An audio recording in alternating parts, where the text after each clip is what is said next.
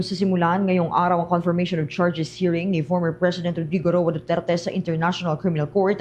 Halos isang taon matapos siyang unang iharap sa Pre-Trial Chamber 1 noong Marso taong 2025 kasunod ng kanyang pagkakaaresto sa Maynila, kaugnay na 3 bilang ng crimes against humanity. Itong confirmation of charges ay bahagi ng pre-trial stage kung saan tinutukoy ng korte kung mayroong sapat na ebidensya upang ituloy ang kaso sa full trial. Ayon kay Attorney Ross Tugade, nakabilang sa mga Filipino accredited bilang Assistant to Counsel sa International Criminal Court, hindi ito anya isang mini trial at wala pang hatol na guilty o not guilty sa yugtong ito. Sa ilalim ng Article 61 ng Rome Statute, maaring kumpirmahin ng pre-trial chamber ang mga kaso at iakyat sa trial, ibasura ang mga ito o ipagbaliban ang pagdinig upang makapagpangalap ng mga karagdagang ebidensya ang Office of the Prosecutor.